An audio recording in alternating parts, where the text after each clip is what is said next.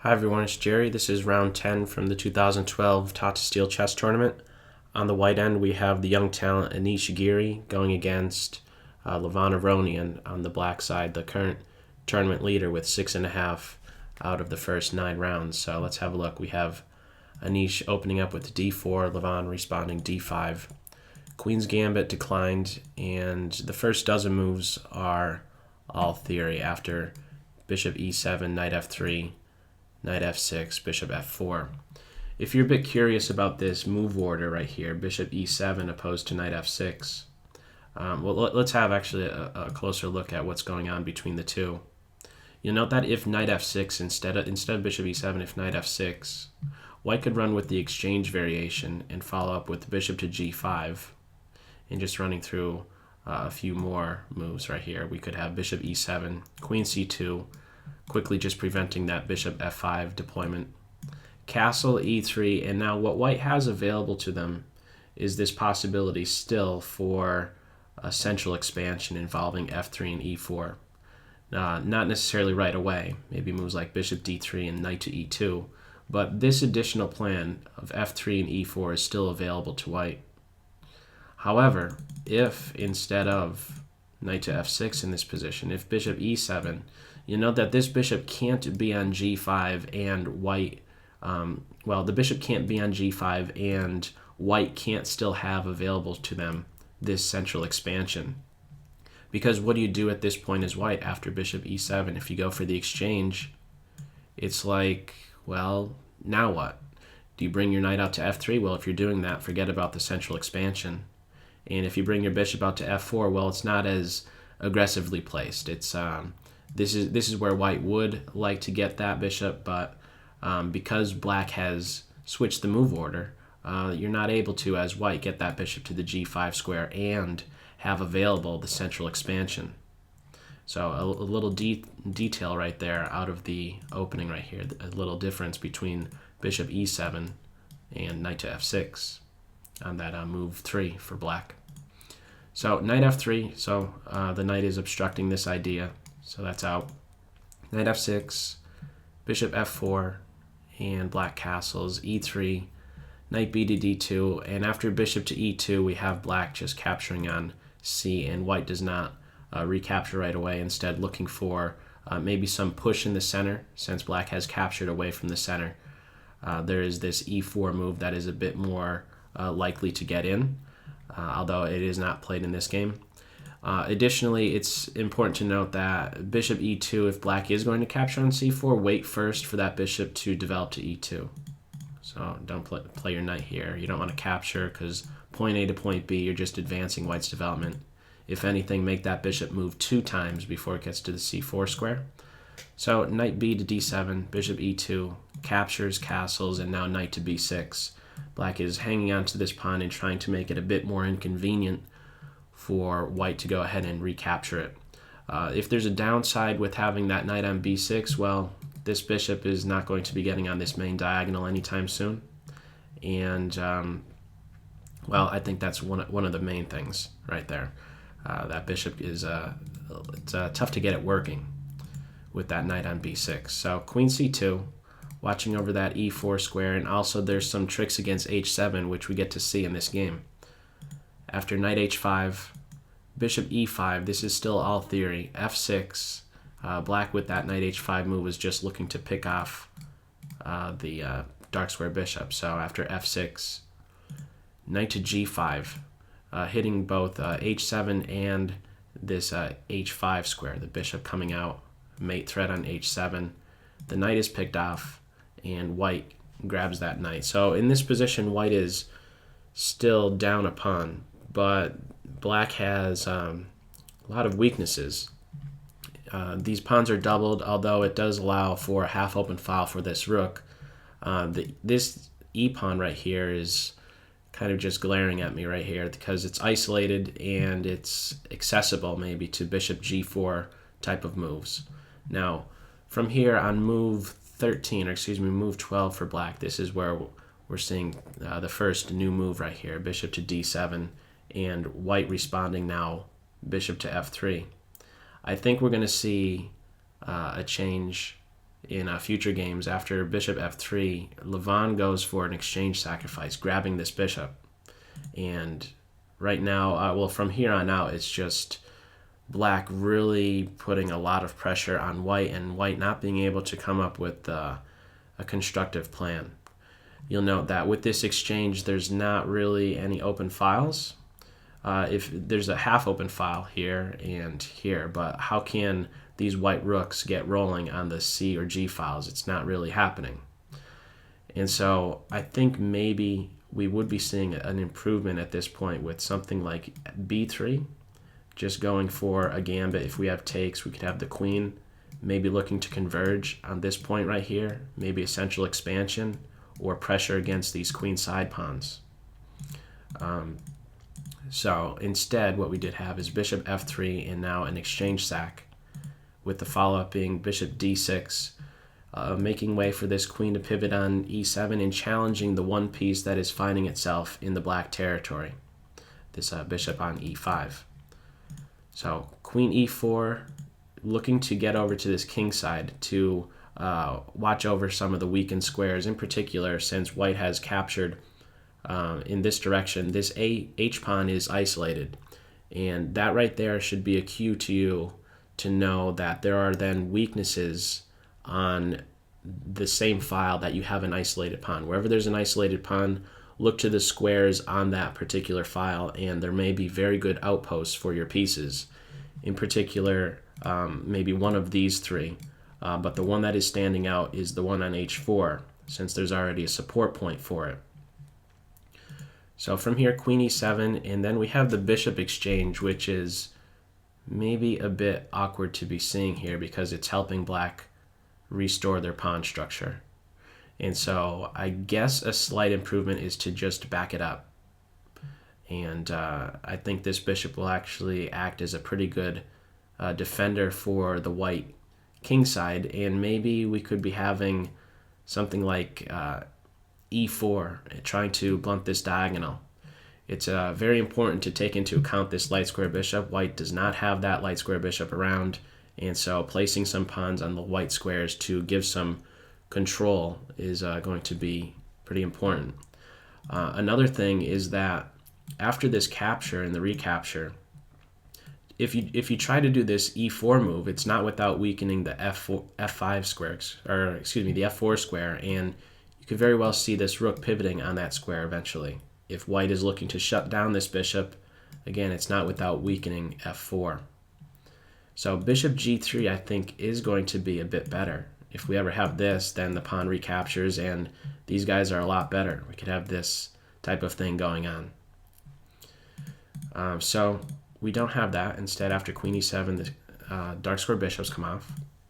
And now knight to e4, hitting g5, pressure on d6. Black defends with h6, and the queen comes back again, converging on d6, and now black responds with d5. How many people would make a move like d5? It's pretty interesting because it just seems like this bishop becomes a very tall pawn. It doesn't have much of a future now. Additionally, this knight, there's one less square available for it. But soon enough, what we're going to see is that black has the luxury to make a ton of maneuvers. The knight and the bishop, soon enough we're going to see them get to really great squares. But first, white having to react to the threat. Knight c3, rook to f8, pressure on this half-open file. Knight to e2, rook to f5. Rook to f5 is a pretty interesting move. It's doing a couple things. One, keeping a close eye on e5. You maybe don't want to have to deal with the queen getting to that square. Additionally, it's allowing for this knight to eventually pivot on f8. So there's a couple things going on with that rook move.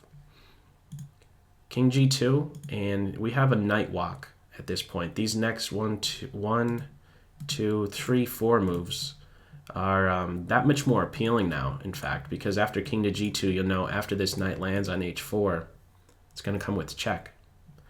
And there's not really much that white can do to prevent it. It's a difficult spot. Again, pretty much a closed position right here.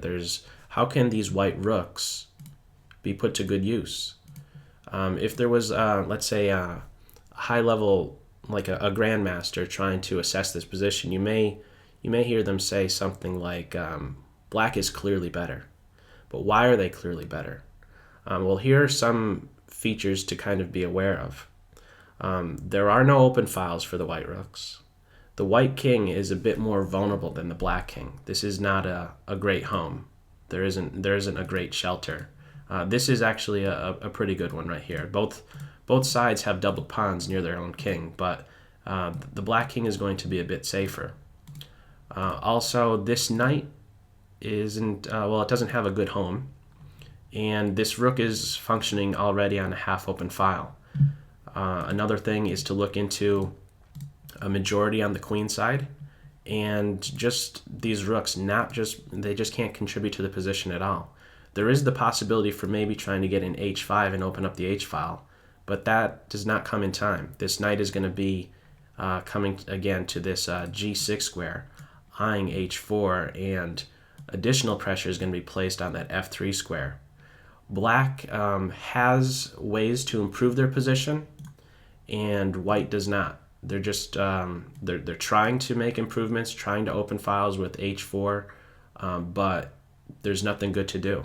There's no constructive plan, and black has, it seems, all day to figure out something to do that's going to be constructive. So, knight d7, rook h1, knight f8, h4, knight g6, and now f4. At this point, actually white can't go ahead and capture because the queen is going to be lost. So it's actually turning out that this knight is going to be coming into h4. There's nothing that white could do to stop it. So white just trying to release the pressure on the f3 point by just placing the pawn on f4 instead, and also looking to capture and maybe come out in this direction with the queen later on. So from here we have knight takes h, king f1, now queen to b4. Notice how black is functioning on both sides of the board, and it's so much less appealing right now to be the white side. After king to f1, there's a clear disconnect right here between these rooks. Tactics are that much more likely to occur, both rooks being unprotected, and this queen doesn't have very many choices. She's kind of just boxed in just by this structure alone. Two pawns and a knight are kind of keeping this queen at bay. So queen to b4, pressure on that b2 point. Rook b1, a sad defense to have to make, but what else is there at that point? Bishop to e8, another alternative would be just bishop to a4, looking to get to c2 with tempo. A nice post would be the d3 square, and sure enough in the game we do see this coming into play. Bishop e8, a different route, looking for this diagonal. Knight c3, a lot of repositioning, the queen coming back to e7, and I believe this is directed at not allowing the exchange to be given back. If, let's say, just a random move, something like this, maybe white is able to put up a bit more resistance now. So just taking that into account, the queen just comes back, looking for maybe additional pressure on this file again, and again support for that knight on h4. So b4, I guess that's directed at stopping this queen from coming back to b4, and maybe freeing up this rook to lend some lateral defense as well. If we do have pawn takes, well, now this rook actually springs to life, and new files have been opened up. This is something that black is probably wanting to avoid, and so while b4 does one thing, it allows this rook some lateral defense. It's allowing this pawn to now be a connected pass pawn, so this could be an asset later on. So rook to f8, more repositioning, making this f5 square available for the knight, and now rook to b2. It's very difficult, by the way, to suggest anything for white right here. It's a slow grind, and again, black has all the time in the world to be making these repositioning type of moves, making incremental improvements here. So bishop looking for that d3 with check, and after king to e1, bishop d3, I guess the king is just figuring, well, I might as well go there. I can't stop the bishop from coming to d3 with check. Let's just go there right now and make a run maybe towards the queen side. Pawn takes, and I guess we're looking for some stuff maybe on the h-file and along this diagonal. White has to do something and is just capturing, but what this is now allowing for is both the rook and knight to now converge on f3, and black makes use of it right away. f3 with check. The king is having to run to the queen side. Pawn takes, and queen to h3. This is not really much of a threat coming to h8. Black calmly just plays queen to f6. If queen to f8, or excuse me, h8, king to f7, and it's just a counter-attacking move, the king is going to be quite safe, let's say ending up on that e7 square. Or, you know, if there was, let's say, after queen to f6, if we had check here, the bishop, I mean, could always come back to defend. There's nothing really exciting happening. Nothing bad is going to happen to black with this queen coming to h8. So instead, king to c1, getting it on a dark square off of that light square bishop, or out of the range of the light square bishop. Bishop back, a4, rook to d8. So there is no, this is another interesting point because there is no knockout blow just yet. You know, black is still needing to come up with a plan right here. Maybe very tempting to want to just find something really, really quick here, but there still needs to be plans implemented right here. And what black is looking to do next is get one more pawn break in, and the white position is going to collapse. So this is starting out first with rook to d8, watching over d5 so that e5 is available. Knight e2, anticipating e5. Well, black cannot stop that advance, so they're instead anticipating e5. When it is played, they want to lend support to that d4 pawn. e5 comes, queen to g4, pressure on g5 and defensive d4. Takes, and now rook to e8. This should not be a surprise. The rook already served its role of watching over d5. It's no longer needed there. Let's get it back to this file now that it's completely opened. Again, a disconnect between these rooks. Bad news for white. Queen d7, and now c3. A very timely move. If knight takes pawn here, that's going to lead to a mate in 5, starting with queen f4, king d1, queen takes pawn, king c1, queen takes knight, king d1, rook e1, and mate, or mate in 5 or 6, something like that. So knight takes pawn, not good, in other words. Rook to a2 instead, and now what a nice move. Knight to e1. Very rare to see a move like that. It's leading to the following variation. After rook takes knight, queen to f4. If knight takes queen, we just end up with a mate in 1. Black has all the pieces necessary in order to provide a mate to that white king. The bishop and pawn covering all 3 of these squares. So the game finishes up instead of knight takes queen, king to d1, and now a quiet move to finish the game, queen to e4, with a couple ideas, b1 or d3, c2, you name it. There's going to be bad things happening very quickly from here on out, maybe even taking the pawn from this position, and black is going to be winning at this point. Anish threw in the towel. So that's all for this video. As always, I hope you got something out of it. Take care. Bye.